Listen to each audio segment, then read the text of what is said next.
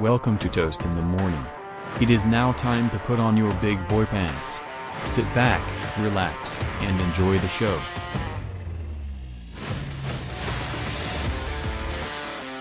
Start it off, Evan. You open this time, and we'll take it from there. Welcome to Toast in the Morning. Woo! Yeah, do a serious one now. All right. Welcome to this heartbreaking episode. ASMR edition of Toast in the Morning. Heartbreaking episode. Well, you wanted to be serious. Here we go. You wanted to be serious, and here we are. It's heartbreaking. Oh no, Jared Goff's in Detroit. I'm so upset. Well, come on. Well, I'm not Jared Detroit. Goff. Well, on that note, as you could hear, welcome back, Chris, out of popular demand. Welcome back to the next week's episode. Yeah, all of our fans were just really begging for me to come back. I know. Yeah. All the girls saw your at in the Instagram bio right there, and they had to come check you out.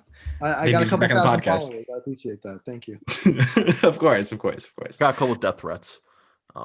Wait a minute. Well, I don't think that happened. Okay. I don't think so too. Anyway, continue from that point. We got as you guys probably saw, our mock draft is a little bit of botched from a trade that happened maybe 30 minutes after we finished doing our mock draft. I think We had 48 actually. To be precise. Yeah, 48. I thought it was 42. Round up. We had Jared Goff get moved to Detroit, along with two firsts and a third, if I'm not mistaken, from Matt Stafford. And if I'm Matt Stafford, I'm living life. I mean, who cares? You can argue who won what, which team, but Matt Stafford is the ultimate winner out of this. Chris, I feel like you beg to differ because I've heard you say otherwise, but I think Matt Stafford is one of the top quarterbacks in the league. You kind of forget about that because Detroit's like a black hole of suck when it comes to talent. You kind of forget about players, and people really forget how damn good he is. I mean, he's even a man who's gotten praise from Aaron Rodgers, who praised nobody but himself. Phenomenal arm talent, great pocket passer, and with the weapons he has in LA, I think he's going to be an MVP conversation next season. So I think to answer your original question, I think he's a top 15 quarterback. 15. I do think he's been stuck on a bad team. I have been always over critical of him, in the sense of I just don't see how you can possibly put him top 10 or top 5 at all. His stats identically line up with Jameis Winston. So other than completion percentage, I think it's about 8 points higher. And again, Jameis Winston, I don't think he should be a starter, but I think there's times where, I think next year he's going to start for New Orleans. I don't think they're going to draft a quarterback unless they draft Mac Jones or Trask, but we didn't have that in our mock drafts. But I just don't really see how you can completely say yet that he is this great top 5 quarterback. Again, maybe I'm wrong. That's always how it goes. I'm either right or wrong. My gut tells me that I am going to be wrong and that he is going to flourish in LA. And, I think he's a great guy. Seems to be a good leader. I know in that game years ago against the Browns at home, he played with I think a separated shoulder, to win the game. So I have nothing but the utmost respect for him, but I just don't think you can really say right now, he just hasn't won. And I understand the talent may not always be there, but it's not like he didn't have nobodies on the team, because I know the argument with Jameis Winston was, well, he had Mike Evans, Chris Godwin, Scotty Miller. So how can Bruce you really Arians as your head coach? Yeah. So it's like, how can you compare that to Matt Stafford and look what Matt Stafford did, which I agree. It's a really good point. At the end of the day, he started off with Megatron, which is pretty big. And now, who's it? With Galladay and Marvin Jones. Marvin Jones. Thank Even you. Hawkinson too. He stepped up. And I will say, so Hawkinson, and not to get derailed too much, but Hawkinson, the first year, his rookie year, didn't really look too good. And this year he had a really good year. So if I'm a Detroit fan, you can't say be optimistic because they've had a Jared Goff, but the reason you got 2 1s and a 3 wasn't because of how great Matt Stafford is. It's because of the contract of Jared Goff. No other team would ever pick that up, and that's a big thing. Or right? What were you gonna say, Evan? No, I was like, or is it like a perfect mesh of like the demand that McVay holds, like the praise that he holds for Stafford, and that he's willing to give up that much. I mean, it's clearly both. I think at the very least, I think Stafford was, let's agree, he's a 1 and a 3 for Okay. sure. But I mean, you really look at it, you swap quarterbacks, who's a 30-something-year-old quarterback for a 20-something-year-old quarterback. Obviously, Stafford, I think, is better than Goff, even though Goff's been through Super Bowl. But that's the debate for another time. And then in terms of the picks, 1 and 3, I'll give him. But I think there's an extra 1 because of that contract. I mean, that contract was really bad. And so I know we talked about it either last podcast that you guys had me on for, or we spoke about it together as friends. But there's a lot of flack with the Rams, saying they don't have first-round picks for the next couple of years, and how are they going to have a future? And look at the Seahawks. Now, I know they haven't won what was it, since 2015 or whatever year it was, but they haven't used a first-round draft pick in, I think, 7 or 8 years, and they constantly make the playoffs. Obviously, you want to get to that Super Bowl. That should always be the goal. I rather – so someone asked me this question earlier this year, and it said, well, would you rather – in a decade, would you rather go to the playoffs 10 times and not win, or go to the playoffs once and win a Super Bowl? And I said, go to the playoffs once and win a Super Bowl, easily. And that's pretty easy as a Giants fan too, because that's exactly what's happened to us at this point. So I think for both teams, it actually worked out pretty well.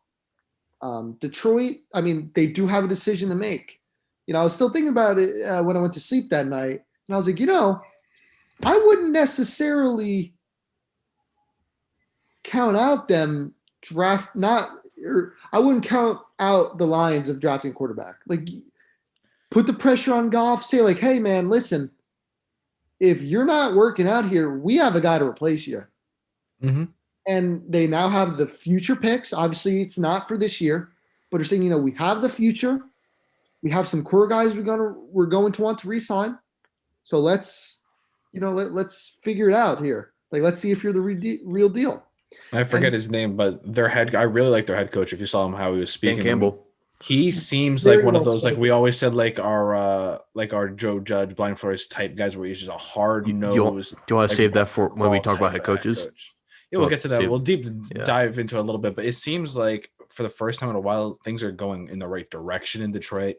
The picks are there. Okay. The coach is coming along. Once again, there's always been a lot of false hope in Detroit, but I think that's easy better to say. I think that's easy to say when there's a new head coach. It's like, oh, everything's great now. Well, yeah, no, like, not everything's great, but it's like, okay, like I'm like okay with it. Well, yeah, they have some picks. I mean, again, not this year, maybe not next year, but it's like, if you hit on some draft picks, they could be pretty good. And I hate to say it, obviously every year you want to make the playoffs. Every year you want to win a Super Bowl. That should always be the goal.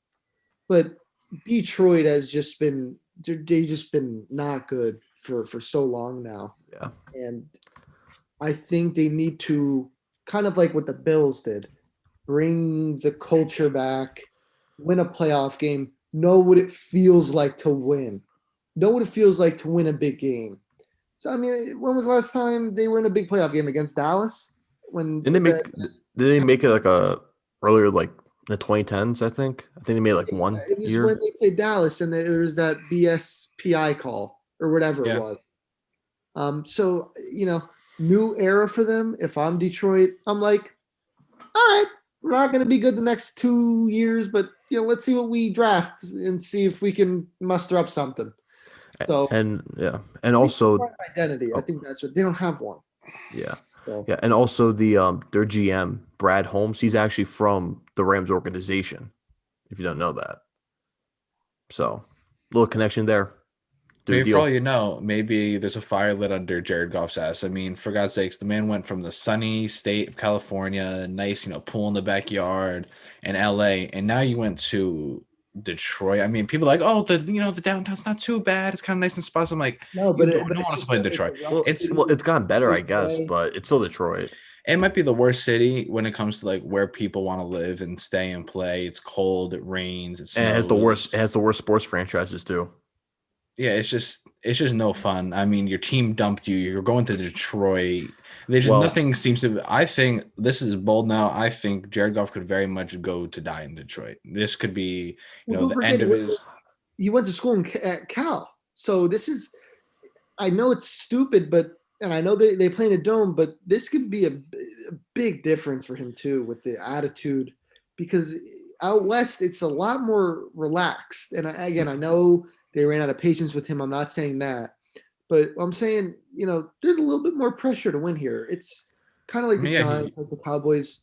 Even though they're not the best, there's an big market. expectancy at a higher level, and well, especially in Detroit, they love their football. And if you don't perform right away, you're gonna get some flack. So I want to see if he caves in and if the production decreases, or B, if that happens, he just can't respond to the criticism. So I mean, think about it. He went from like the best case scenario possible in LA with the weapons, the young, talented head coach, the beautiful state, to just everything seems to be going wrong in Detroit. New head coach, weapons a little shaky. You just don't know what you're going to get from him. And then on top of it, you kind of forget that Jared Goff quietly got benched at the end of last season. I mean, people like he had a thumb injury. I get it, but for God's sake, when he came in, had to play like the last 3 quarters of that game, he looked pretty damn healthy to a lot of people. I even the think divisional round too. exactly. I think that thumb might. I'm not doubting that thumb was tweaked, but I think he was healthy enough to play. Like if that was a higher tier quarterback, they would have been playing in that game. And I think they wanted to see what their backup quarterback had, and they really didn't think they had. I think they thought that their backup quarterback had more of a shot of winning than Jared Goff. Yes, he has more of a spark. John Wolford, Mm-hmm. just a little more dynamic. Yeah, and like I was about to like hit the points that you said, Pete, about like don't forget, like when he came out as a rookie, he was like already labeled a bust. Like he sucked. He Mm-hmm. didn't even he sat behind Case Keenum before the Case Keenum had that magical run with the Vikings. Minnesota. So, and he was playing under Jeff Fisher, which did not end well for him.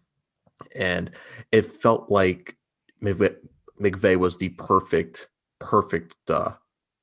coach. And it's everything's got to be perfect for him. And one thing that's a question mark is not even just the weapons, in my opinion, it's the O-line, because that guy's a statue in the pocket. And oh my God. I mean, yeah, his game is as vanilla as it comes to me. So like Jared Goff's game as a quarterback, I Yeah. mean, it's just bland. It's nothing special. Average arm strength, can make some decent throws, but nothing out of the ordinary, and has dude, like questionable he- decision making. he got nervous against the New York Jets. Like, I wouldn't be mad if I had him in my quarterback room. I mean, like it gets a lot worse in Jared Goff, but he doesn't have as high of a ceiling as a lot of these guys. You know what you're getting with him. You're getting mediocre quarterback play, nothing higher, nothing too much lower, and it's just. And I think he does not have good intangibles and good mentals, in my opinion, because it feels like he needs to Everything.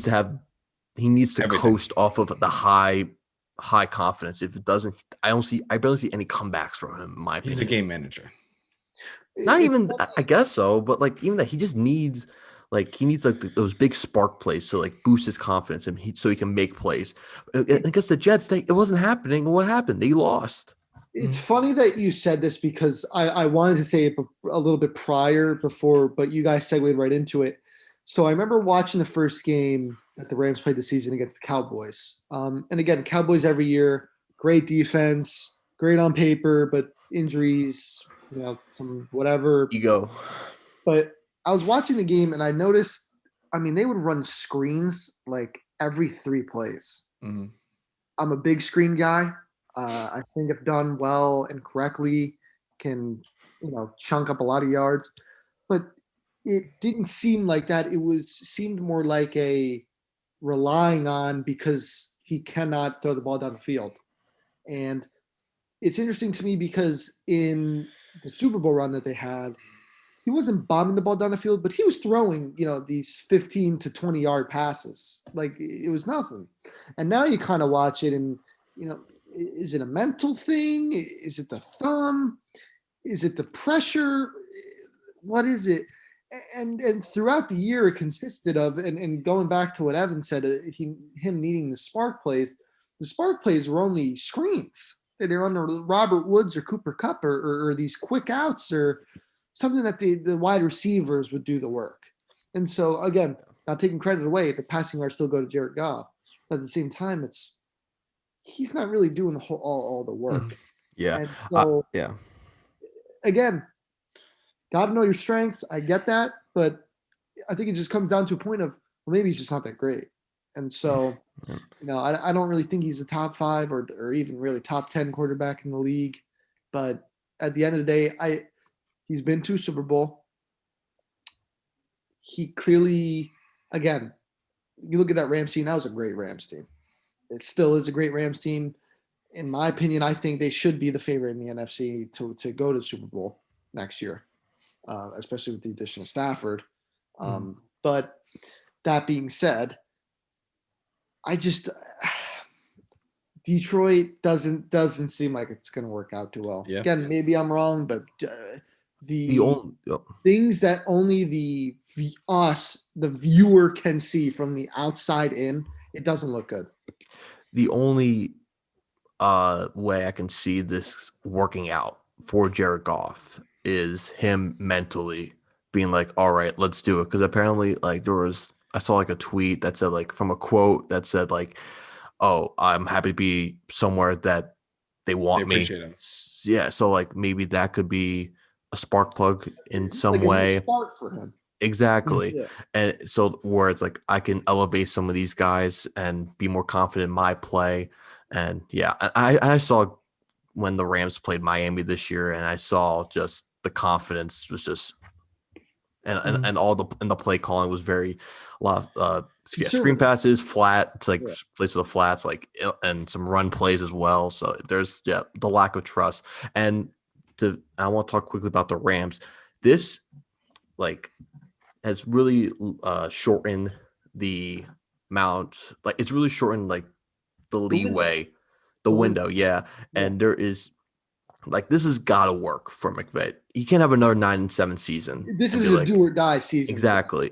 He's really just like, okay, this is what we need, and it's a big risk. And they're going to lose some players. John Johnson, the safety's on the market, and he's a pretty solid safety. I know it's not can't pay all those players exactly, and I kind of thought of this earlier today. I'm like, did the Rams kind of panic after the Super Bowl loss by overpaying for Jalen Ramsey to be like, we need something up. Here's Jalen Ramsey. Let's go get him. Like, did they? I would have still gotten out and gotten Jalen Ramsey because really for that price for someone too much. I mean, you could say he's the best cornerback. I think there's other guys that are better in my opinion, but he's a top 3, top 5 cornerback no matter what. He will take receivers out of the game. But they traded Marcus Peters, who's looked really good, who's actually a really good corner, and they got nothing for him. So it's like, I don't know, and that's not really McVay's didn't he have locker room issues too? Yeah, that's true. That's true. But so you replace another locker room issue with another locker room issue with a little bit more prominent, like I don't know, who's a little bit more polarizing. But it seems like he's kind of learned a little bit from his time in doesn't have as many Jacksonville. locker room issues. I think he's more of like an external problem. Like he has problems with guys on other teams. I don't really hear too much of him fighting with guys within the organization. True. I guess so, yeah. So you guys know me. My favorite thing in the world is player development, drafting, scouting, whatever it is. I look at it as there's 2 ways to build a team. You build a team through the draft and you polish with free agency, or you try to get only a little bit through the draft and you try to not spend a lot of money for agency until the time is right where you have the most and then go and splurge. And that's kind of what the Rams did. Again, certain draft picks went their way. Got to give credit to Aaron Donald, prime example. And then you can tell in that Super Bowl run, they bought a lot in free agency. They didn't just polish; they bought a lot. On the defensive side, especially. Just Ndamukong Suh as well. So this isn't cheap stuff. This is a lot of powerhouse guys, and let's be real. There's a reason they don't get re-signed. Whether it's maybe the play that you don't see off the field stuff, whatever. So basically, with this school of thinking for the Rams, the heat was already on a high burner. Now the pan's off the stove and the fire's almost out of control. So they're in a do or die circumstance to win. I give them 2 years. If they don't win either this year or next year, you can kind of say it's fair because you can tell some of those players aren't going to have patience. But for now, I'm sure a lot of them are very not happy, but they're probably like, all right, I didn't have the most faith in Goff. Now I have a lot of faith in Stafford. Seems like a great quarterback. Let's He'll definitely get or I'm leaving soon. I don't want to. I'm really excited to see play under Matt Stafford is Cooper Kupp. Because a lot of people like Robert Woods, he's a phenomenal receiver, but I'm a big fan of Cooper Kupp, and I think Matt Stafford is going to make a lot out of him. I mean, he's played phenomenally under Goff and other past quarterbacks. I just love him as a route runner, and I could see that really opening up. I could see him almost taking like a Thielen role and being like a real top receiver next year. Yeah. Needless to say, the Rams will be a top pick in Madden next year for many people. Oh, God. Those kids are the worst online that play with like the Saints and oh my God, the Ravens. Yeah, I'll use the Giants and they'll use like the Rams or the Chiefs. It's like, oh, great. I play with like the Jaguars. I was playing with the Saints. I'm like, wow, you're so good at the game. Or you just play with Tampa Bay. My bad. I was like, But on that note, are we supposed to feel bad for you, Pete? Yes, actually, you should. I mean, I'm not that good at the game, so it'd be nice to get some help. Cheese beater. The cheese. Doesn't matter. I run a cover 7. I can't fucking stop this guy. This sounds like a terrible idea. Why would you run a cover 7? I could have like 15 guys on the field. I still can't stop you. Because you blitz every play. Sometimes I do, but sometimes I don't. I never blitz because no one gets there. But this guy has like... I don't blitz when my guys get to you. This guy has all the O-linemen in the world, and I still don't get it. Mm-hmm. You suck. It's actually fun. We're playing our rebuild franchise now. It's actually it's a good time to have. He almost made it through the last game. Yeah, it's a good time for you, man. You ran 5 plays for 5 touchdowns, and I ran 45 plays for a touchdown and a field goal. So and 3 interceptions. What? Yeah, I said and 3 interceptions. But on that, Mark, how do you think the value of this trade is going to impact Deshaun Watson? Because like Chris was saying, a lot of people look at this and be like, oh, what's Deshaun Watson worth now? 3-4 first round picks. And they kind of forget a lot of this was also built into the fact that Jared Goff's contract was so large and Detroit was taking it on. So I wouldn't be surprised if you get a comparable deal for Deshaun Watson.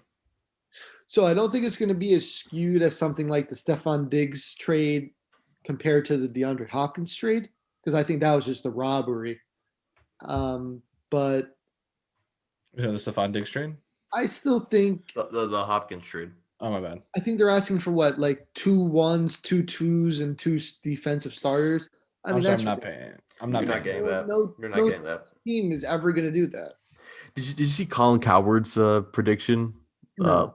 He said like a mock, like if the Raiders would want to trade, it was Carr, 2 firsts, I think like a second, and also Darren Waller.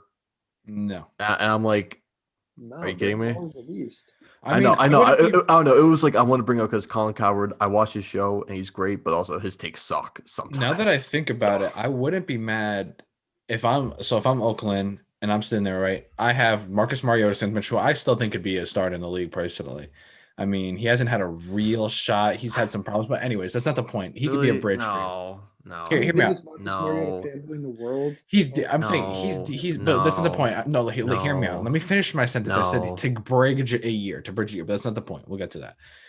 Let's say you send, but not even that point. Like you send Derek Carr and some trades, some picks to get Deshaun Watson, or even sending him to another team trying to get a receiver, a skill position to try and bridge a year or something like that, and then drafting a quarterback. I wouldn't be mad at that either.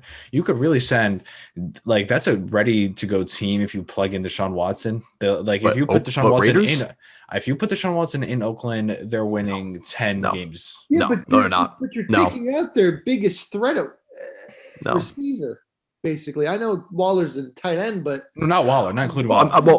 It's more of like a mock. Like we can just get rid of Waller because that's a terrible just thing by by the From conference. both You're saying ways. if you just add Deshaun Watson that they're going to win. I No, think not I win the don't Super think Bowl. so. I I don't think they're think in so. immediate playoff No, contention. no, they're not. I think they'll go to the Did, playoffs. did you, okay, but do you see their Different defense? Do you see their defense? Like they need those picks to pick in the defensive side. Like who's playing linebacker? But that's fair too. That is fair. Chris, I'll Like take that guy, the guy with the growl fit right there.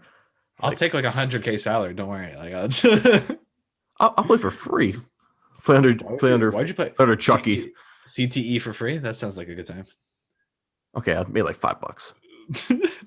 But How about I the wouldn't medical be mad. expenses? How about that? I would send Carr two 1s and a 2. No problem for Deshaun. Oh, if I was the Texans, I would take that in a heartbeat. I would. But why would Why the Raiders do that? Why would the Raiders do that? Why would Because Deshaun Watson is winning football for another decade, that's true, but also and it brings in free agents for the next years, future years. I don't even think Derek Carr was the problem in Oakland. Sorry, Oakland fans, was really the problem. I thought it was coaching with I game keep saying plan- Oakland, yeah. They should be in Oakland still. I mean, there But was a couple that's the years point. ago when they made the playoffs and he broke his back His leg, right? or his leg, whatever it was. I mean, I thought they were going to go to the Super Bowl. Yeah, they were the That's they were a pretty much completely favorites. different team, Was that different- 2016? Right? 2016. Yeah, it was Jack Del Rio. 16 is the last Yeah. time I was happy as a football fan. Honestly, it's been pain ever since then. The Dolphins made that playoffs that year somehow. So do the Giants, but we I don't know. speak about those things. Ben McAdoo, baby, but Dolphin fans should I don't know. do that as well. I don't think Deshaun Watson's really going to. I really don't see a way he can move this offseason because no team is willing to pay as much as they want for him. It's just not going to happen. Yeah. You don't want to play football? Don't play. I saw this tweet. I saw this tweet and it was like a screenshot of an article about Brett Favre when he was with the Packers. Obviously, it was about an instance where the Packers didn't get Randy Moss, and he went up to Ted Thompson, rest in peace, and said that trade me. I want to leave. I want to get out of here because they didn't get Randy Moss. But what happened? He stayed for another 6-7 seasons and lost 6-7 NFC finals. That's true as well. So yeah, I don't think he's leaving. I really don't. Yeah, that's like we were saying before. Rodgers not going anywhere either. Yeah. That's a guy that's in move. Yeah. What would you get for Aaron Rodgers if you tried to move him? It would just be yeah. absurd. Well, they're gonna max him out, and people will be like, yeah, we're not gonna offer him. Well, it's X amount. funny. I know we talked about this last time. I think San Francisco would be a perfect place for Aaron Rodgers. Oh yeah, 100%. I think that's a Super Bowl winning team if you put him there, but it'll never happen. Too. It'll never get done. Green Bay would rather him sit on the bench till he retires than trade him. But yeah, no. I mean, yeah, it's true. So, Deshaun, enjoy Houston. I wouldn't be mad depending on the deal. Like we were talking about this, the max I would like if I'm the New York Giants to pay for Deshaun Watson, I would go only as far as sending Ingram 2 1s and like maybe a 4 or 5. If they did something like that, I would be okay with that. I'd be sitting there like I am happy with it. Or no, my bad. Let's say here's the thing with the Giants. The last time they made the playoffs in 2016, it's what I talked about before. They bought in free agency. When you go through their players, the chunk of their defense was free agency. They got a lot of hate at the beginning of the season. They paid a lot of money for Olivier Vernon, Janoris Jenkins, DRC. And they all paid out. Didn't really perform. A lot of first team all pros that didn't make as much of like a roster the next year. So my thing is, for the first time in over a decade, in about a decade, they finally have somewhat of a future or a direction you can see. Don't give it away now. Is Daniel Jones the answer? I don't think so. Okay. I don't think so. Yeah, this is a question for you two. I'm not saying he's going to turn into Eli Manning. Eli Manning in his first 2 years was atrocious. Atrocious. Mm-hmm. Got to give him some weapons. Agreed. Again, I'm a believer. Build it inside out, not outside in. Front seven, defense, offense. They need that. So then go draft that. You don't need Deshaun Watson to scrape out 9-7. If you can get it done the right way and go 11-5 and have a future still, I'm like, okay, here we go. But now it's like, okay, we traded for Deshaun Watson. We're 9-7. We still don't have a wide receiver. We don't have a defense still. We couldn't pay anyone because we had to make room for your contract. We let go of Evan Ingram, although I think he sucks. Or he's just not working here. I'll be nice. And now you don't have a future. So now what? Exactly. You're 8-8, 9-7, and you're maybe making the playoffs? I feel that's how Evan felt the same way with making the move from shifting from Tua into Watson and dumping him, giving up the 2-1s to I mean, I think Tua still has a future, but yeah, it's the same concept. Yeah, well, he's not going anywhere, so He's not going. They're not. Look, Did you have a question? Me? Yeah, I thought you said you were going to ask a question. Don't have one. Top of my head. Well, you got a question? Tough guy. Whoa. Easy. But you go ahead, Evan. You were saying? You're just talking about Miami. No, yeah, I was just talking about. Yeah, I want Tua. I still want Tua. He's my guy. Simple as that. That's right. Exactly. Also, like, okay, I guess I'll talk about Miami quickly about Tua. Why does the media suck? Like, he was on the Dan Patrick show, and of course, like, Dan Patrick's like giving him like he's like making him like he's like a 13-year-old, like a 12, 13-year-old, like, oh, it's okay. Oh, it's like throwing like softball questions, like bull crap. Like, oh, I don't know if I should buy your Tua Dolphins jersey. Ho ho ho! I'm Dan Patrick. It's like, shut up. Like no one watches your show anymore. We can make like a compilation of like Evan Rage Miami Dolphins moments. And just like assemble them into like a segment. It's hysterical. But you know, I get what you're saying. Even in your own household, you get the Tua slander, and you just can't escape it. I know. But he's the guy. Do you think he's like what? What? I don't know. I don't think as much speak, you can say he's the future just yet, but he is. You can't. Is Daniel Jones the future? Is Daniel Jones the future? No. Yeah, shut up. Shut up for 5 seconds. What are you talking about? No. Be quiet. Be quiet, Eli. You can't say that Tua is the future yet, but I'm not saying you should jump ship with him. Well, they've committed to him. They brought in a new quarterback coach. They have a coach. So they have the new offensive coordinators. Well, yeah, because he took it from my. Well, okay, well, no, they brought in a quarterbacks coach, Charlie Fry, who's worked with Tua in like those Elite 11 camps. Okay, all right, and they also have 2 offensive coordinators. They brought in they have co-offensive coordinators now in George Godsey and Eric Studsfield, who are internal positional coaches. So they've worked with him and they know him for this past season, and now they're going to try to build around him, and they don't have a coordinator that's going to work with only Fitzpatrick. So simple as that. Okay. Any final notes on some NFL talk? I guess we're wrapping up NFL talk right now. What?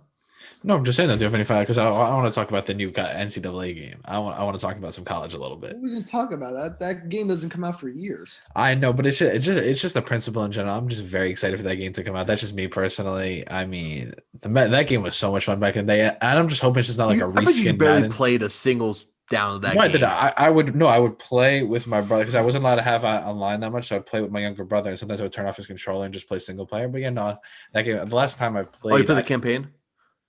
The campaign. What is this? Is you did a single? You said single player. That's why. No, but I wasn't playing. Like I was playing with my younger brother. And I said, okay, relax, tough guy. Like let's get that hand here. But did you see what Joe Burrow said about that? Was pretty cool. He was like, they really had to bring this game back, and I just graduated. I think they should do something cool, like a cover of like all the past Heisman Trophy winners, like an assembly kind of thing, just to give it They kind of already did that with like Barry Sanders and RG3. So. I don't need the attitude from you. Yo, this guy's a fake fan, bro. Oh my god! But no, it's gonna be pretty cool. Sorry. If it's I think the game is gonna get a lot of hate if it's a reskinned Madden. If it's a reskinned Madden, it's one thing, but they have to add like more meat and potatoes. And like they need an in-depth dynasty mode, like Road to Glory mode. It's got to be like team builder, like customizable stadiums. Like it's got to be like in depth to like. As long as EA's putting this game out, it's like. Well, okay, so it came out and said that like it's going to take 2 to 3 years to make. So it seems like they're going to build this from the ground up, and That's fair. they'll probably bring in some of the old guys that made the college football games, so people that actually care about the product. So You know they're that's- gonna have some cheesy ass Ultimate Team vibe, something Well, pay to well, win mode. there was that in NCAA football 14. They had an Ultimate Team it's too. I get it, but it's taking like a complete shift in like Madden now. If you go to play Ultimate Team on Madden, it's just an absolute disaster to me because the more money you Oh, spend, that's in the true. game, I the agree. better your team is. Like, don't get me wrong, you can like sweat out games, but when you have play against guys that have like 99 overall God squads that stole their mom's credit card, it's just unplayable. Yeah, Like it's I just agree. No, I agree. But so if you want to avoid that, let's put some more depth in some of the other game modes. yeah, exactly. So That's why we Franchise. only play franchise on Madden. we need an in-depth dynasty mode. We need in-depth road to glory, in-depth customization for team name for stadiums and customizable uniforms, like You the know team what- builder stuff back in the day. I know this is a little bit of a side note, but you know what I'm looking forward to? MLB The Show, and that's coming And out. Xbox, It's coming yes. to Xbox. I'm Dude, pretty I'm getting that the I'm day it so comes out. pumped. I've been waiting to. I played the show on my brother's PlayStation a little bit just because I love the game so much, and it's I'm So good. ecstatic. I don't know. Hey man, MLB 07 the show with David Wright. It's the best. Wait till Tev Hawk hits the field as a righty third baseman. Chris, like, I can't my anymore. I'm gonna God. have to leave. I'm gonna have to leave the meeting.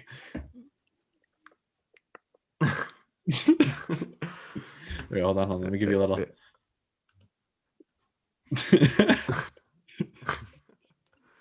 Oh Whoa, my God. we got it. No. Yo, this guy's funny, man. This guy's really funny. This Carlo guy's funny. On the actual video, does it say our names in the bottom corner? I don't think it did, right? I don't think so.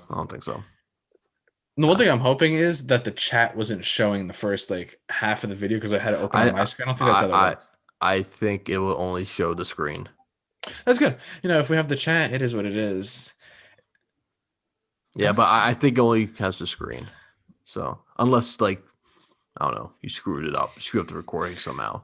I never mess it up. Don't worry. All right, Mr. Perfect. All right, I guess we'll go into the new head coaches if you want.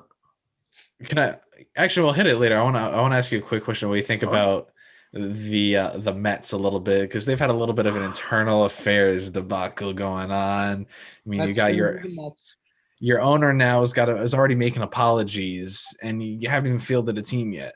What's going on, Evan? Yeah. Oh, you forgot. Yeah, because they're an expansion team. They haven't fielded a team yet. My bad. I'm talking about under their new owner. I mean, he's a big stock guy. There's a lot of drama going on in the market lately, and apparently he's had some issues. I with love hedge it. funds. Break it down for me. What do you got? No, I love it that it's like, oh my God, they got to get rid of this owner guy from the Mets. Like, oh my He's God, got like, how did he get the job in the first place? Like, he's a hedge fund manager. He's got money. He's got money. What do you think? He made GameStop. Yeah. Apparently he bailed out like someone. He paid he lost like $2 billion or something. But that Tim's like pocket change. Isn't he worth like 30 billion? 14 billion. No. Sorry, he's poor. Yeah, sorry. That's honestly a decent chunk, I'm not gonna lie. Decent chunk. He's the wealthiest fucking owner in baseball. Ever, right? I think, is it ever? It might be, honestly. Who cares? The thing is, like, what, you think he made his money by following the rules for these guys? Billionaires are assholes. We think, like, come on, like Jerry Jones was working at the Salvation Army all year, and that's how he made his money. Robert Kraft was, donating his time away. Robert Kraft was, he donated his time at the massage parlor. Yeah, Robert Kraft was finessing people and hiring hookers. Like, who? Exactly. And also, if the MLB didn't want Steve Cohen to own the Mets, they had the chance to vote. They had the chance to in the fall, and they all voted him. Yeah, they gave him approval. Real. The main job as that owner is you got to be the pockets. Like, I know I get all the culture and the league and stuff like that, but he's got deep pockets, and I feel like more than makes up with anything. The people forget about it in like 2 days. Exactly. So I think like if they like sign Trevor Bauer, people would be like, whatever, because they get a real shot too. Exactly, but it's just like the off the field stuff. It's like it was like right after the Lindor trade. Mhm. Like it was like we got Lindor, we got Carlos Carrasco. We got it. This is good. And then the whole GM situation with that guy's a loser. That guy's an absolute loser. That guy's absolute squid. All right.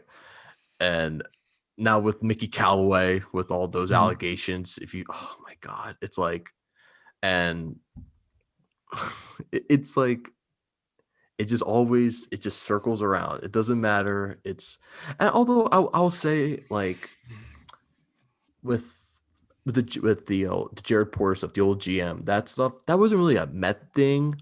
Yeah, they probably could have had more of a thorough background investigation, like an FBI investigation, like really crack down. But Yeah. like it was maybe like a Cubs situation, like the Cubs knew about that because that was happening during the Cubs, and that might have happened with the D-backs too, because I think because he went to the Arizona after, so like that was like people kept that under the rug until he got the Mets job. The Mickey Callaway stuff, that's probably like that's Indian stuff, and that's also like Mets stuff. So you can put the Mets in that situation This too. just got me so excited for baseball in general. I'm just real excited for nice spring weather. If possibly ballparks open up, I've been wanting to go to ballpark for like the past year now. I mean, and I also think this is a real make or break season for the MLB. They had record low numbers all through last season. I mean, the sport's been struggling in general. As much as I love it, I mean, I think the commissioner is absolutely abysmal. I hate he him sucks. He with sucks. every He's the worst fiber commissioner in in my sports. body. He's the worst commissioner in sports. I think he does nothing but terrible things for the game. He's like one of those old heads that's sitting there like, no, you can't ever change anything because it's got to keep it the way baseball is. It's like, oh no, he's the complete opposite. He's the complete opposite of that. And then you're sitting here watching the NFL. They tell the ends of games on Nick, getting younger audiences involved, making the game exciting for people. It's like the games in baseball is not only for people over the age of 65. And it's just, I think this year is one of those where it's like, if they don't change something soon, it's going to hit like hockey levels of bad. And I really don't want to see that for the game. So hockey is a good example too. It's not that popular in the U.S. Popular sport, but diehard fans. But there's diehard fans. Yeah. So I think baseball's the same way. There's more fans, I think, in baseball than hockey. Because again, you're starting to see a shift from gradually, not huge, of contact sports to less contact sports. So I think you're kind of seeing where people play baseball. We saw Kyler Murray brought up the discussion big time when he was coming out. Yeah, and it's a big thing. And again, your life, choose what you want to do, but you're seeing where parents gear their kids toward baseball, less contact. But so NHL this year, shortened season, only playing division games. I mean, they're basically wars every game. I want to watch that. That's exciting. Oh yeah, the Canadian division is the best division by baseball, far. I don't want to sit through 162 games. I don't want to do that. I think that's the thing. No one does. I'm a more casual baseball fan. I am. When the playoffs come, I'm all for it. I'm watching it because every time somebody gets on, it's like, oh my God, this can change the game. This can change the playoffs. But in the regular season, it's like this doesn't matter. There's I'll throw it on in the background while I'm doing something else, but I'm not paying attention. Like obviously for different reasons, football has less games, but when you play those games every week makes a tremendous difference in or out, divisional games, stuff like that. It'll never happen. Baseball never cut that many games off. Maybe they do cut off a little bit, but with the salaries and the amount of money that's coming into these people's pockets, they'll never cut games out of the season. It just won't happen. I'll never see it happening. But I mean, I would never be mad at like 120 game season or maybe more, but I'm saying that once again, never will happen once you start taking money out of the pockets of franchises, owners, et cetera, et cetera. Well, it's just impossible. And even the players don't want that short. They're getting big paychecks to play these games. I don't know. And also it keeps players around longer too. You play less games. You don't have pitchers getting Tommy John as often. You see, like Tanaka was a huge example because you pull up the stats. When he pitched multiple times in a week, that second game was always abysmal for him. He would come out that second game in the week and give up 5 runs in 6 innings, and it'd be a disaster. And then you look at the games where it's like, oh, he pitched once in the 10-day span, and he let up 1 inning, 3 hits over 7 innings. It's like, where was this the whole time? I think it just makes keeps players at higher level of competition the entire time, less injuries, and and it just makes games more exciting, add more value. Well, okay, so are you talking about decreasing the amount of games in a financial way or in like I'm saying the spirit amount of of like the game? I think they should decrease for the spirit of the game, but it'll never decrease because of the financials. Because of the money that they make at each game and opening ballparks and stuff like that, they'll never cut games. It's impossible. Yeah. No. I mean, That's especially because the majority of these teams get the money from the TV deals and owning the station. SNY, yes, for example. Yes. Wait, what? What did you say? No. What did he say? What did he say? I missed it. He said nothing. He just said yes, and then he went yes. No. Like yes, network. No. He's trying to cover it up now. You had a Dan moment. No, I knew. Do you actually think I didn't know what yes was? No, I'm just thinking that you didn't hear him say. Never mind. Just continue. Oh no! I heard it, and I thought someone else said something after. Go ahead. I think I'm hearing things. Lord help this child. But yeah, so with the money aspect of it,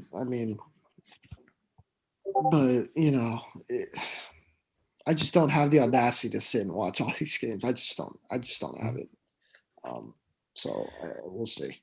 But every night the Yankees field their top pitchers are like there's some games where let's say you're midseason, you have Judges hurt, Stanton's coming out of the minors because he's just coming off an injury. It's just like I don't feel like watching this game really. Like it doesn't have as much value. A lot of guys are hurt, but yeah, it's just they're like, oh, this is a sample game for a minor league guy. It's like that, like I'm saying, that's how many games are when you can just throw out guys to see what you got. You got 106 games. We lose this game, so be it. That's something that'll never happen in other sports where you're just like, oh, let's just throw out a new quarterback this week, and if we lose games, so be it. That only happens when you're just terrible. I agree. If it was baseball, the Bucks would be throwing out random bench guys to play games because screw it. It's a million games. It just, I don't know, it just gets painful after a while. I agree. I feel like that, there's a little. That's facts, but that was our nice little back to baseball. There's a nice little memorabilia. We'll hearing a lot more of this. I'm excited to get some baseball. So it's a nice summer. Spring day, sitting. So the windows open, the Yankee game on, and I'm ready. I'm ready when May June hits when the Mets are under 500 and just cry. I'm ready for that. Picture Chris now with a Budweiser out by the pool, watching some some good baseball. Out in Florida over there, you got nice weather while we're here under snow piles, like we live in Syracuse. It seems like more of a mimosa guy. I think I might go golf tomorrow or something if I'm feeling up to it. I don't know. I think I might try this guy's flexing to my mailbox. Yeah, this guy's flexing. God forbid I slip on some ice. God forbid. Hey, comment down there, Donald. We don't need golf games every other day. It's okay. He's like, whoa. Yeah, we can't hear you. We can't hear you, kid. We can't hear you. Are you covering your mic? You can't hear me? No, you're like You're good. You're good. Wow. Talk. What do you think? I'll make fun of me because I'm in nicer weather. Sorry, you're under all that good white stuff. All that snow. That's a sniff right there for Dan. That's what we're gonna clip that one right there. Yeah. But going back to, you want to talk about the head coaches, so let's take it away, please. What do you got for us? Yeah, I just want to talk about the new head coaches, the new arrivals, because who specifically? I guess no, all of them. I want to go through all of them quickly. I know. I'm saying from the top. What do you got? Oh, okay, yeah. So I guess we would talk about Atlanta. I'm going alphabetical order. They parted way with Dan Quinn. Raheem Morris was the interim. Was he from Morristown? Because I looked on his Wikipedia and it said he went to. He was born in Newark. I guess he went to high school in Morristown. Mm-hmm. Oh, okay, cool. Actually, no. He said he went to Irvington. All right, whatever. Come on, fake news, man. Come on. I thought he was from Morristown. He probably did go to more. Okay, anyways, but about the head coaching hire. Yeah, so they hired Arthur Smith, the O coordinator for Tennessee. He's been there since 2011. He's actually been on both sides of the ball. He was a defensive quality control coach. Worked in Washington as well. So like he started off on the defensive side, then he shifted to tight ends coach, assistant tight ends coach. So what you're seeing is, and you saw this with Salah, or you're going to see this with Salah. He's not calling plays anymore, and so I love that. Which what the head coach should do. What? Which what the head coach should do, not play calls. So Joe Judge is doing this, which is what I was Flores on. I still think the best example right now is Tomlin. They're running the whole show. I like it. I think, again, what are you doing? I saw a wrestling update, and I got sad. But what was the wrestling update? It was a former WWE guy showed up on AEW Dynamite, and here we are, and I missed it. I'm kind of sad. You shed your couple tears now. It's okay. Get it out. Yeah. Come on, Kenta. Anyway, continue. No, so I think for some teams it works, and for some teams it doesn't. Giants, for example, Ben McAdoo, Pat Shurmur didn't work. Calling the plays didn't work. Have their head in the sheet doesn't work. Again, big market, you make one little mistake, you're going to get fried. But Joe Judge, I like the approach of helping everybody, having the coordinators do the jobs. That's what they're there for. Fill in the cracks where you need it. Andy Reid, best coach in the NFL right now. What's he doing? He's calling plays. So, again, I think him and Tomlin are examples of CEOs who call plays. But, these like more CEO-like coaches are becoming very popular, and I like that. I think it's awesome. I think they should be involved with who they pick and who they want. But McVay, Shanahan, those are examples of guys. Those are the exception. Those are exceptions. Those guys are gurus. They're the smartest in the game, and that's why they're doing that. But it just not everybody can do what they do at that level. So they're exception to the rule. They're not the rule. Yeah, I'd be shocked. What? I'd be shocked if Arthur Smith doesn't call the plays. So again, me too. But for some of these guys that are calling the plays, there's nothing wrong with being a great offensive coordinator, a great defense coordinator, and a bad coach. And I hate to say it, some teams like the Giants made the mistake on Shurmur. It doesn't work. Now he's in Denver calling plays. Not saying he's doing a great job because he's not, but here we are. Yeah. I wasn't really the biggest fan of this hire, honestly. Like I was kind of like, I guess he he turned around. Tannehill got a more comfortable position, but it felt like it was a mix of that, but mainly a mix of just a fresh start and a lot of pieces just fitting. So it wasn't really, I guess, play calling, but it's just, I don't know. I didn't really see him as like, oh, that's why. So, and also his new offensive coordinator, I'm just looking on Wikipedia, Dave Ragone, passing game coordinator, and former quarterbacks coach of the Chicago Bears. So, oh boy, that's gonna be fun. Worked with Mitch Trubisky. Great. But yeah, I guess that was kind of like the whatever hire, honestly.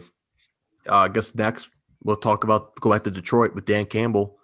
And I quickly want to talk about my point because he was in Miami. Obviously, he's replacing Patricia, who actually, this is the one thing I wanted to bring up when we were talking about Stafford, and I forgot, but now I remembered. Stafford rejected a trade opportunity to go to New England, and I'm like, wonder why. To New England, I didn't hear that one. Yeah, he rejected the opportunity to go back to New England because Matt Patricia is rejoining the Patriots coaching staff. Oh, wow. If he went to New England. The thing, and you also see, sorry to go back to Stafford, but a trade also fell through with the Panthers. that they Oh, had yeah. it all ready to go, but they weren't willing to put Teddy Bridgewater into the trade. They wanted a quarterback for quarterback and the 2 ones, and they said we're not giving. They don't want to give Teddy, and it was just amazing to me. Like why not? What are they going to do with him? Like That's what crazy. That's crazy. like, really? Like is Teddy Bridgewater your answer? I mean, it's what 29, and you're bringing in Stafford for. It's just, I don't know. It was just absurd to me. I'd be livid Yeah. if I was a Panthers fan. Yeah. If you had the chance to Yeah. get Stafford and give up Bridgewater, be like phenomenal. Let's do it. Let's get it. Sign the papers. They had the physicals ready to go, and they just didn't want to get it done. But anyways, who else we had hired? Yeah. So Dan Campbell, Okay. he was obviously in Miami for a bit. He has the amazing clip on Hard Knocks when the Dolphins were on Hard Knocks back in 2012 when he just absolutely just ripped Michael Agnew, the tight end, a new one about run blocking. Great clip. He was the interim head coach when Joe Philbin got fired. Just a high energy, high octane type of guy. You saw him in the press conference. Like, that's what he is. Just loads of energy.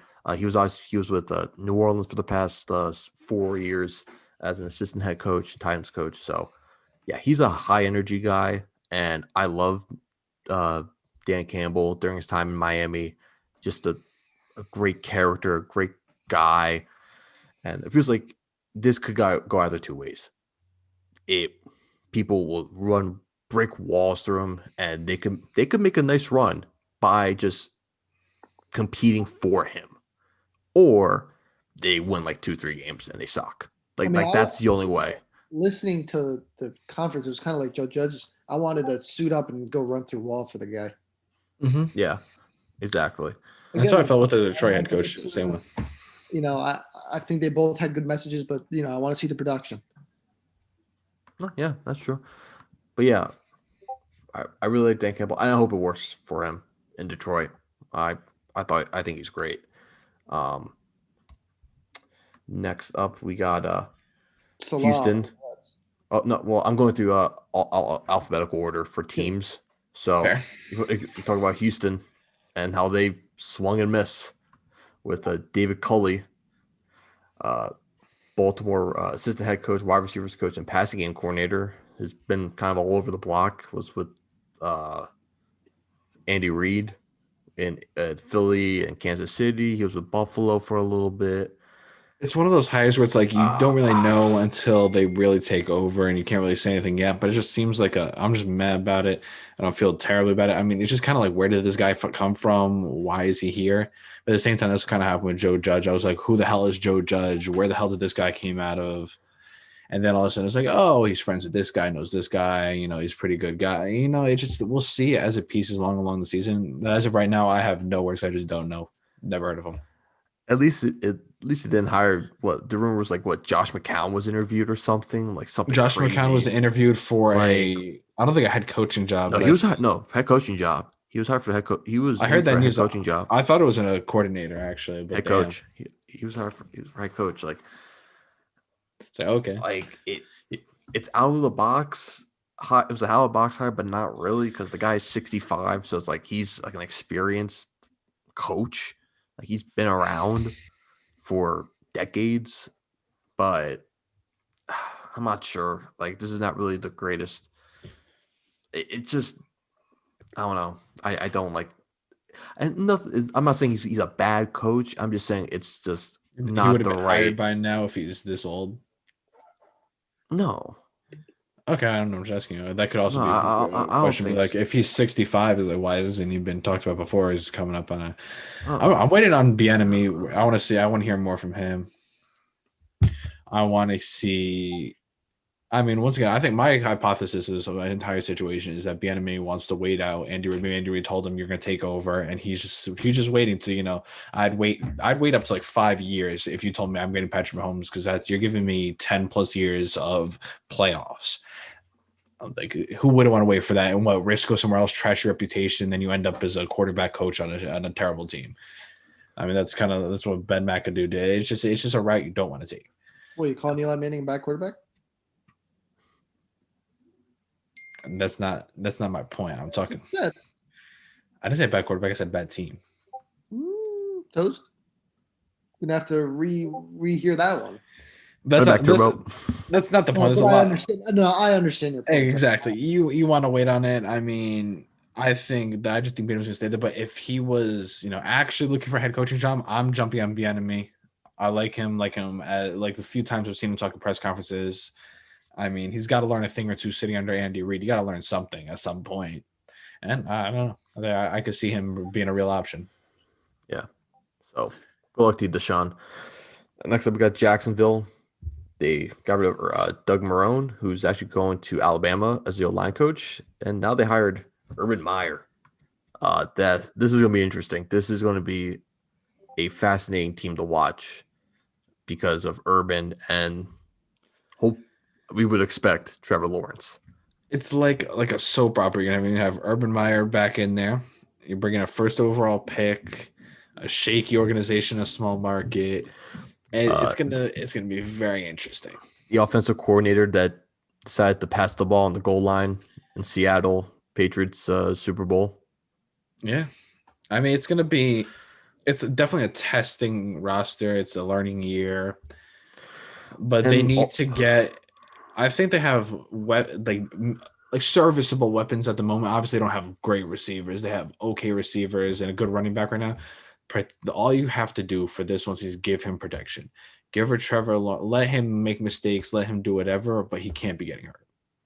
My mock draft, baby. Look at my mock draft. I think for a team. Actually, I think I had an outside linebacker go to them. But that's the main thing. Whether you have to get it from free agency, get it through the draft, bring in guys, test as many combinations as you can, and just don't let him get hurt. Don't let him happen to what Joe Burrow happened, basically. Yeah. I'm just I want to hit that at one point. I'm very concerned for him in the next couple of years. Who? Joe Burrow. Well, that's why they should just draft a quarterback. I mean, offensive lineman. Sorry. Yeah. Well, yeah, that's what they got to do. Like, and they also should fire Zach Taylor because he's a terrible coach. But that's besides the point. This is Urban's first job in the NFL, so I'm really intrigued. And he's been away from the game for the past couple of years. He's had health issues in the past. Like how long? Drama-filled career. 100%. Like, but wherever he goes, he wins. So that's the thing too. But the thing is this is, like I said, this is his first job in the professional level. Like, how long does his body go until he leaves potentially? Because he's done it before. He might do it again. He's 56. Like, I feel that's a conversation they've had to have had with the Jacksonville, where they're like, okay, if you're coming here, like, what is this? And he probably told them the circumstances. And maybe he told them there's a chance, and they were willing to take that risk. Because really, I'd be willing to take the risk from Jacksonville. Because I would do. Why not? I mean, that's exactly. It's really a why not mentality. But yeah, you never know. There's been a lot of college coaches to come to the NFL and just have absolutely tanked. We've seen a couple in the process right now. We've seen what our poor man Shiano did. My guy come to Tampa Bay and absolutely shit the bed after being phenomenal at Rutgers. But it's just it's something you never know because it's a whole different system. Yeah. You're not you're not bringing in your guys. But obviously you're talking, through the draft and stuff like that, but it's not the same thing when you're bringing guys through high school and you have them for a bunch of years. It's a whole different dynamic. And it really comes down to who he hires, who he brings in. I know the man's definitely got a lot of connections. We'll see where it goes. Yeah. Well, yeah. But the only thing that concerns me really, I bet you he took the job because I would think that they gave him a lot of promises. I would think to come out of retirement. Probably has more control of the team than a normal coach does. Yeah. Although why do they? Yeah, but why did they hire the Raiders? GM? Why am I blanking? Mike Mayock. No, I'm talking head coach. Well, John Gruden, but they hired his guy. His guy. That's why I completely blank. I'm saying it's like the same thing as Gruden. He's the GM for the Raiders. We're saying it's the same situation where you bring in Gruden, who's been away from the game, and a guy like that to make them come back. You got to give them the keys. You'll have GM capabilities. It comes with a big salary. It's gonna be the same thing for Urban Meyer. Urban Meyer is going to do whatever the hell he wants in Jacksonville. Yeah, although their GM is Trent Baalke, who was the San Francisco 49ers GM, who did not. Who kind of ran himself out of town. I can make the first pick next year. Trevor Lawrence. Exactly. I mean, like that's a I hope so. situation that either goes really bad or really good. I mean, you see, Bill has the keys. Obviously, Bill earned the keys, but he's done what Bill But Belichick does, and that's a rarity. I mean, Gruden's done as of right now. He's done a decent job. I mean, remember what Philadelphia gave Chip Kelly the entire ability to do whatever the hell he wanted. He just absolutely tanked the team and disappeared. yeah, You that's never true. know. You never want to give the keys to the wrong guy, and obviously they have faith in Urban Meyer. So we'll see. Yeah, we will definitely see. LA Chargers, they got rid of Anthony Lynn. Good. And now it is another kind of out of the box hire. Brandon Staley, he was the defensive coordinator for the Rams. Not the direction I thought they would go. Me Thought they too. would for sure go offense because of Herbert. Yeah, Brian Dable was a rumored candidate for the offensive coordinator for Buffalo. Yeah, just a really intriguing hire. People are nervous now, yeah. like, oh, what is Herbert going to do? Obviously it's tough for rookies given a new system, new head coach, a new guy brings in his people. But I think he's a very intelligent kid. I mean, even from an academic standpoint, but just you can see how he studies film and how people talk about him. I think he'll be perfectly fine. Yeah. He's not some bum that, skips hours and is not in the locker room. Like he puts in the work. I think Justin Herbert will be perfectly fine. Yeah. The only thing that really concerns me, only thing, it's not even like Staley. It's more like they had their new quarterback coach is Shane Day. He was in San Francisco this past 2 years. He was also in Miami as a tight ends coach, and like he practically almost ruined Mike Gesicki, like his final year in Miami. And so I don't like that hire. I really don't like that hire. They brought in Joe Lombardi from New Orleans. I guess that's cool. I'm just looking at like their staff. I like to look at like also their positional coaches too. I think that's also a huge point too. Not a lot of names that really.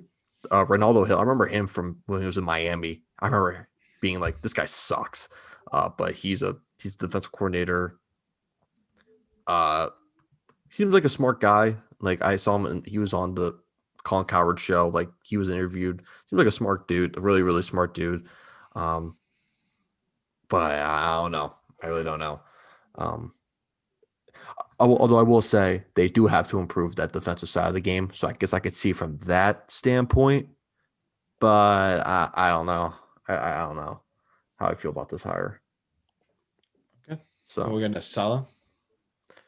Yeah, I guess we'll go to Salah. I believe he was the next guy anyway, but yeah, he was the next guy anyway. So yeah, but Adam Gase is gone, and Robert Saleh's in. Good hire.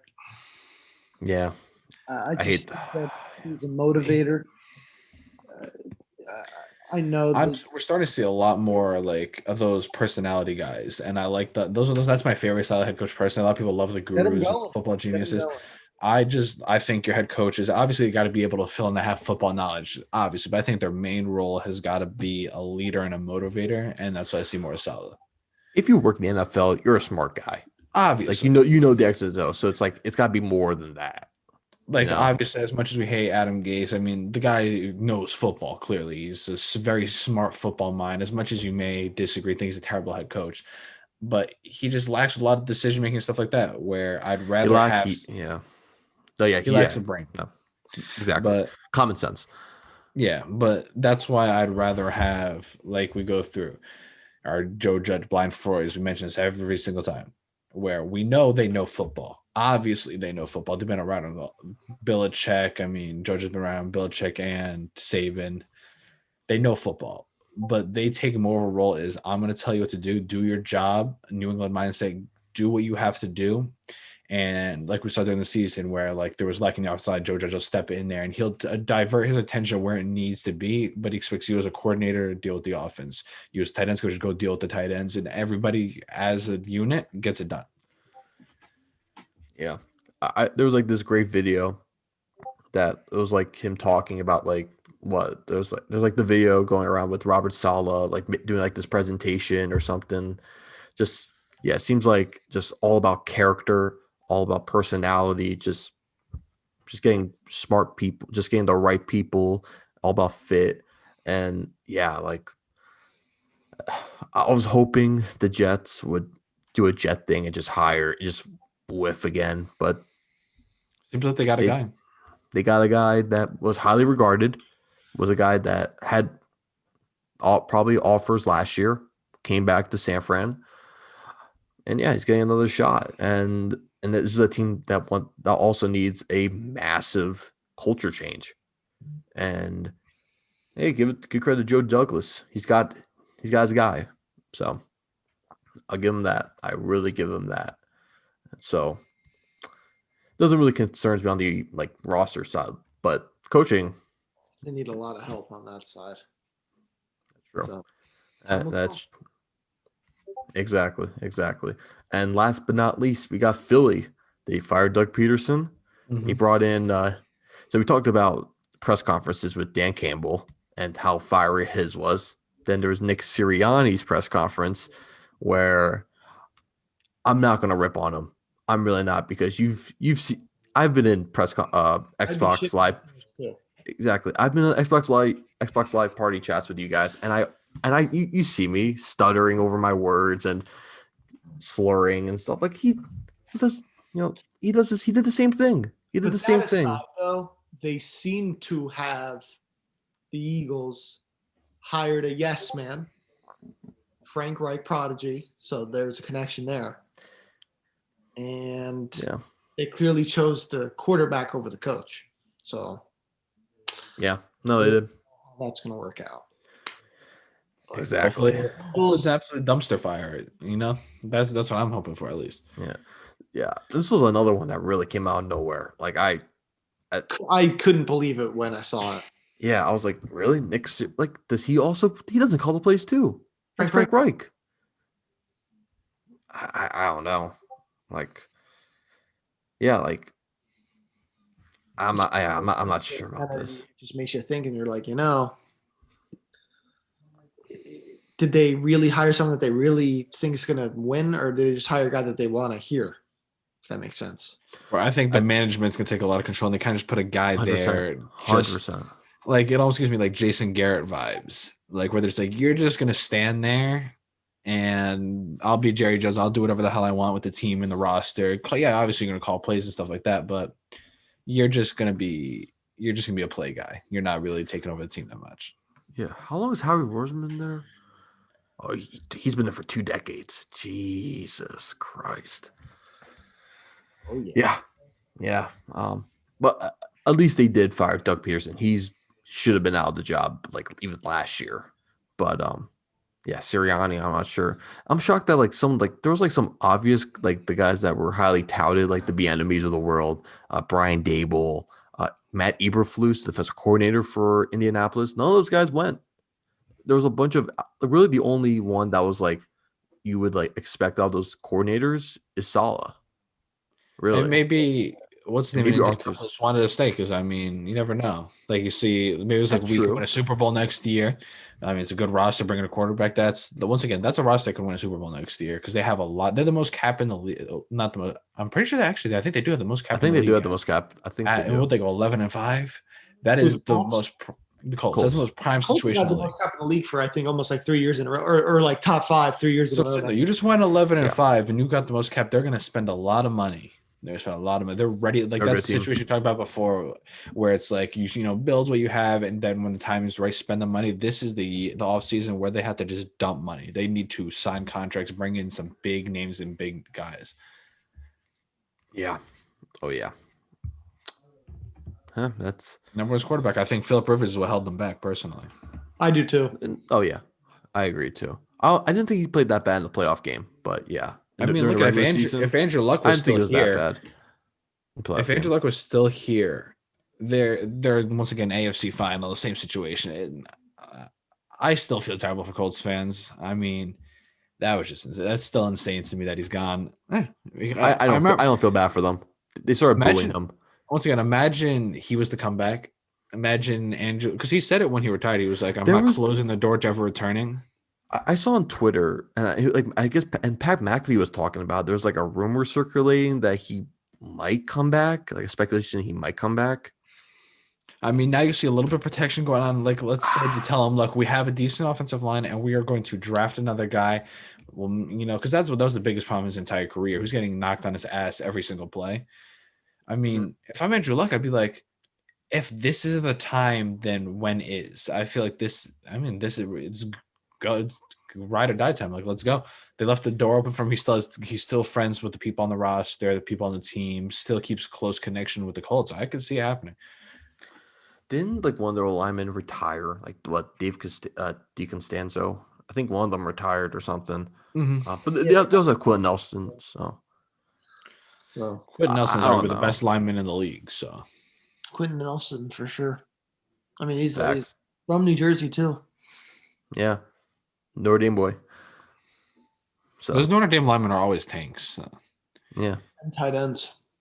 and tight ends too. You always draft those power guys at Notre Dame. You never take it like those skill guys or quarterbacks in Notre Dame. They always end up being ass.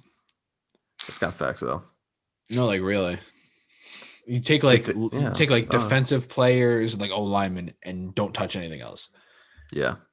God forbid you take like a running back at a Notre Dame and you just be like, oh well, god damn it. I'm trying to think of the last good running back. Oh, Jerome Bettis. So that's really the last one. How long ago was that? Like 2 decades ago. You're like, hey, we got Chase Claypool. Like a little more. Well, I don't like him anymore. Yeah, he. Pittsburgh corrupted him. Mike Tomlin's the most overrated. We've talked about this in a couple episodes ago. He's the most overrated coach in the league, Mike Tomlin. We do not care. Well, the video of him. Oh yeah.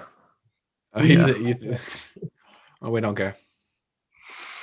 I mean, Juju, I wonder where he's going to go in the offseason. That would be interesting. A lot of teams need receivers. You know who I think, I pulled a bit of a Chris Susini, started watching a little bit of film on some people. You know who I think is a real sleeper in this draft? It's kind of I think Bateman is going to be a baller. I was watching a little bit on him.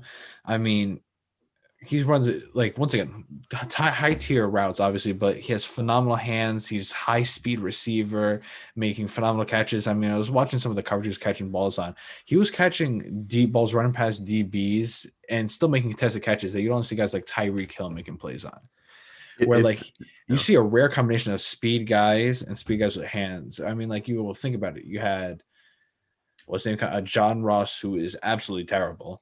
I mean, Henry Ruggs, who had a very shaky, underwhelming year, who was coming phenomenally out of Alabama. I mean, Bateman looks like he can be like a Justin Jefferson-esque, real good receiver.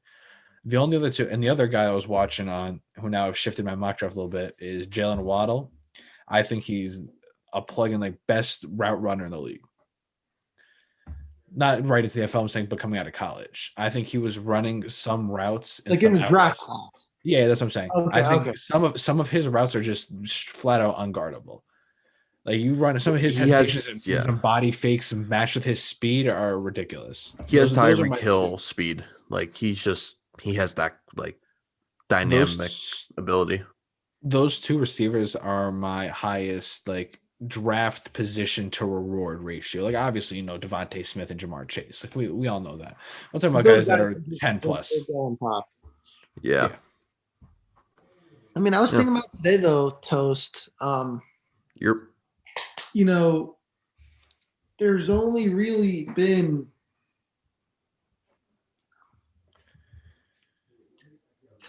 one receiver drafted in the top 10. I forget what stat it was, but it was DeMarcus. Was it who was the old? I'm drawing a blank. Who was the old wide receiver for the Broncos? Demaryius Thomas. Demaryius Thomas. It was a stat with him, and it was something with catches, yards, and touchdowns. Okay. First round, and he was the only one the past 10 years. So I really wouldn't be shocked if the Dolphins drafted Micah Parsons.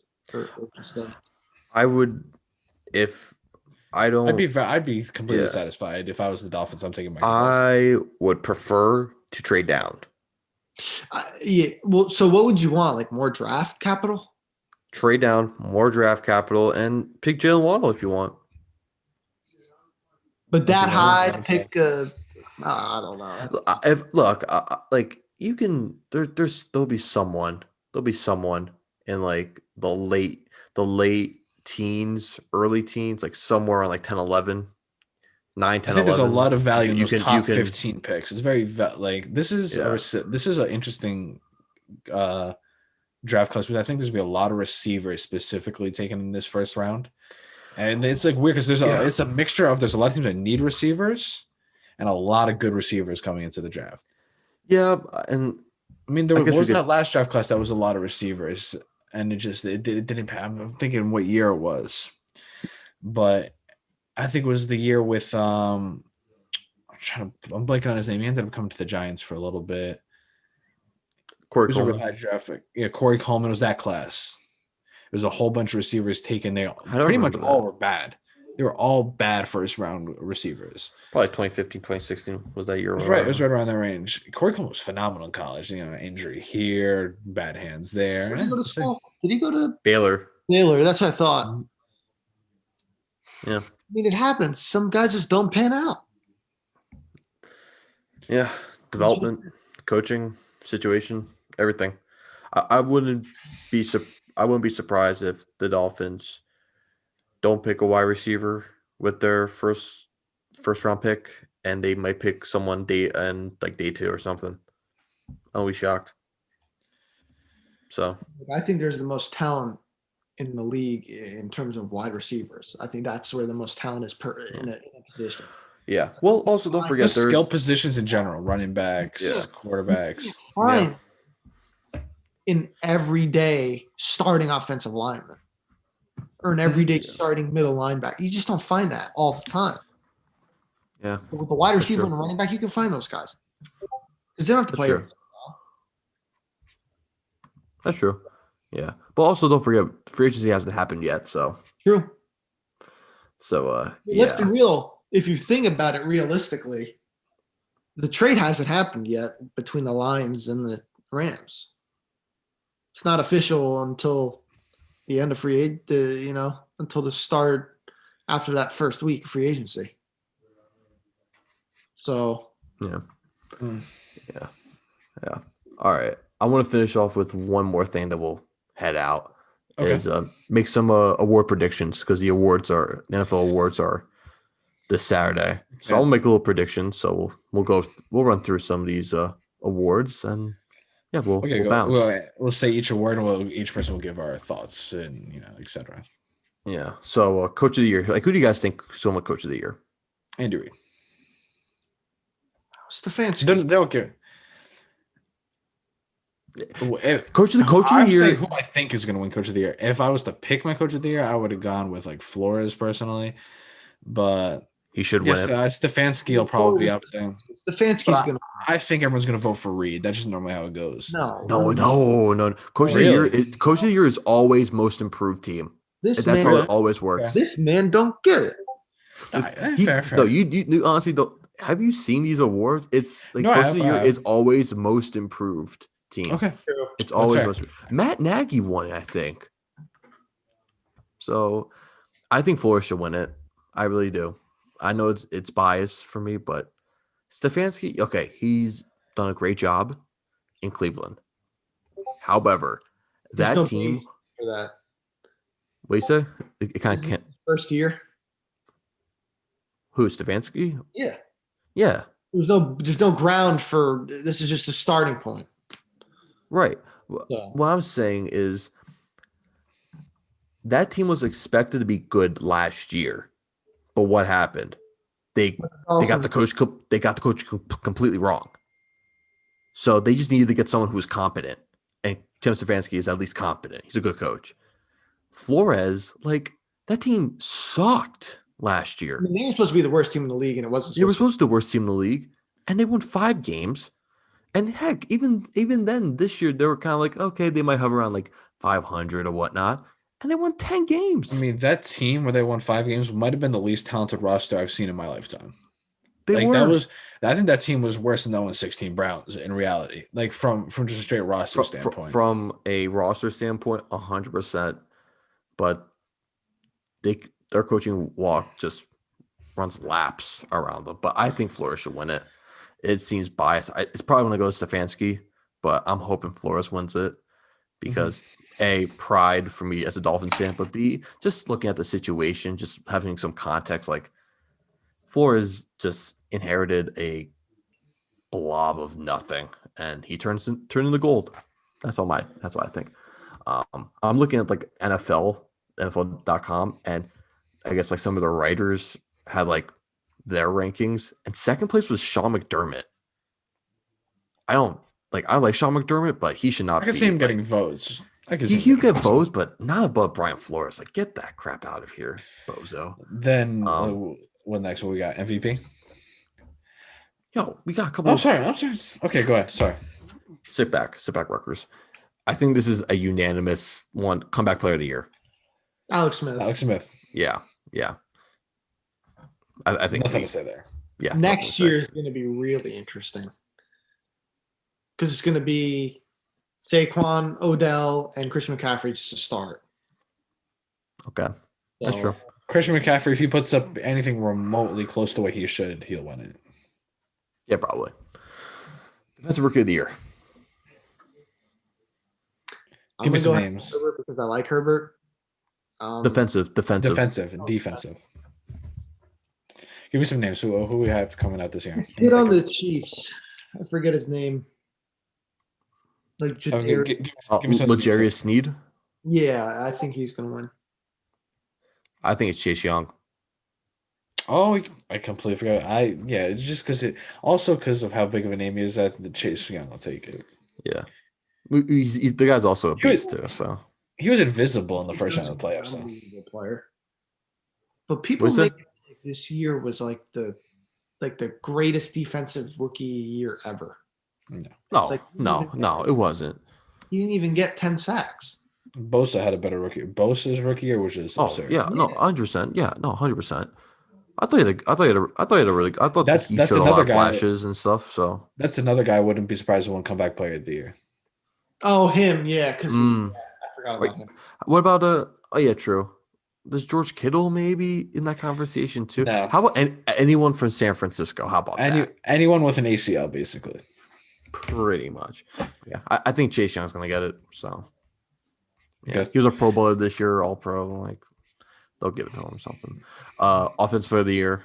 Rookie of the year. Offensive rookie of the year. Yeah, I think Herbert will win it. What's that? Chase Young was all pro this year? Was he? I don't think so. No way. Maybe I'm talking my ass. Pro Bowl, yes. I don't think he was all pro. Well, I mean, my bad. I misread it. Yeah, he was an all rookie team. He was on the all rookie team. Yeah, all pro. But yes, he will win defensive rookie of the year, and it's not close really. Then you're saying what? Offensive rookie of the year? I'm going Herbert, and I would like to see Justin Jefferson win because he's been like my pick for top your man receiver. Crush. Yeah, my top receiver in the league since like week 2. But yeah, I mean Herbert's going to win. Quarterbacks always take like precedent over every award, pretty much. Well, I agree, but he did break like every stat. So not get it. Either way, he would get. But I'm saying like even if he didn't have a good numbers, they're going to give it to the quarterback. And he probably made the Chargers relevant. So yeah. Alrighty. Defensive player of the year. Xavier Howard. Should be. No one heard it. Should be. I mean, it'll probably be like Aaron Donald. It'll probably go to him, honestly, but it should be Xavier Howard. He's like the first player to have double-digit interceptions in like I was about to 10 say, years. That's what'll do it. That's what's going to give him the award is the interceptions. I think he's not the best cornerback in the league. Don't want to get into that conversation. I think it's Jair Alexander. It's not the point, though. Yeah, it's not the point. You have to sign him in every damn Madden franchise league. I mean, Jair Alexander doesn't have as many interceptions. That's why it's such a flawed set because they don't. We go over it. They don't throw the ball. We get it. We understand. They don't even throw the ball near him. That's the only reason. But still, once again, you got 11 interceptions. That's still ridiculously difficult to do. He's going to win Defensive Player of the Year off of that. He should win it. He should.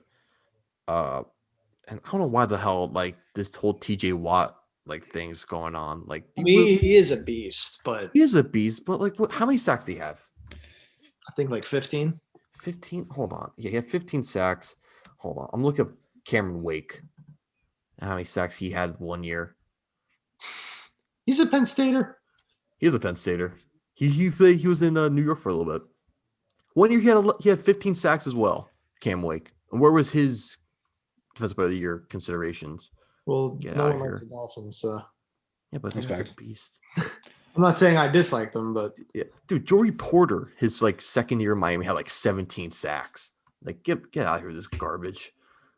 Yeah, and also Pittsburgh, Steeler fans are Steeler. It's like, get out of here.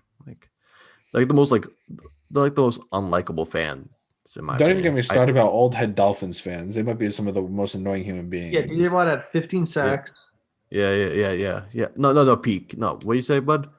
I said old head Dolphins fans might be the most toxic human beings to ever walk the face of the earth. Like, what are you talking about? I'm talking about the 70s. You know exactly what I'm talking about. Yeah, you're talking about my dad. Yeah.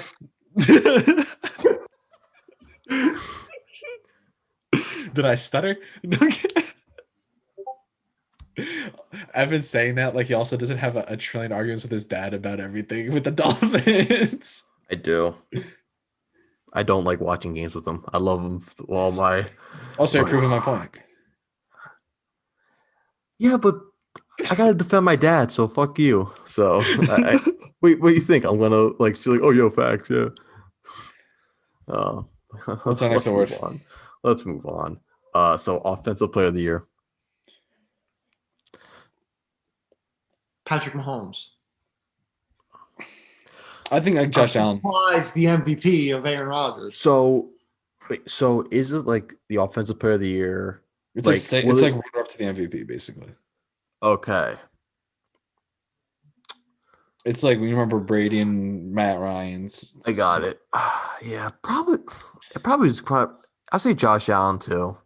I feel like not a lot of people talk. Yeah, I'll probably go Josh Allen. I think they'll also have that like improvement sort of ordeals. Like, oh, he came out of nowhere and look at him. Like, I think I'll probably go Josh Allen. If it wasn't Brady, I would say Brady because you know, whole new team, all that, this, that, the other. But just voter fatigue exists. It's like the same thing with LeBron. People are just not going to vote for Brady. Yeah, like we've had enough, you old man. Like, go take your Super Bowls, please. Yeah, exactly. NFL.com said like their writers. They said Derrick Henry was going to win it. How do you feel about that? No. Yeah, I don't think so too. Once again, a guy who should be in consideration, but just won't win the award. Yeah. Well, okay, MVP. Aaron Rodgers. Yeah, I think that's pretty obvious. Yeah. Like he said at the beginning of the year, off years for him or career highs for others. It's phenomenal. He's just not human. Exactly. And yeah. He's making Matt LaFleur look like a good coach, in my opinion. So that's pretty much it. Okay, we'll wrap it up on that. Cue the music. Thank you, Ted, for joining us for another good time. Go follow us on our social media platforms, please. Instagram and Twitter, and we'll be catching Zombies gameplay tomorrow, actually. Oh, yeah. We're trying out new stuff. Tev, you're in, man. You got to join us. You and Dan take live with the new Zombies map. Goes live at 2 a.m. We'll be playing it tomorrow. Yeah, I'm not playing it at 2 a.m. I'm going to bed. No, we're not playing it at 2 a.m. What are you insane? No, we're playing at 4 a.m. I still got classes in the morning. Like, I don't just like if I had no classes in the morning and I was like, just chilling. Yeah, I'd be up at 2 a.m. playing Zombies, but I would. You wouldn't if you had nothing to do tomorrow. Absolutely, I would go to sleep and get my shut eye. Loser. That's my saying. At least Dan. Dan goes to sleep at like 8. I think like 7:30, honestly. on like a good day. All right. All right. Let's sign off.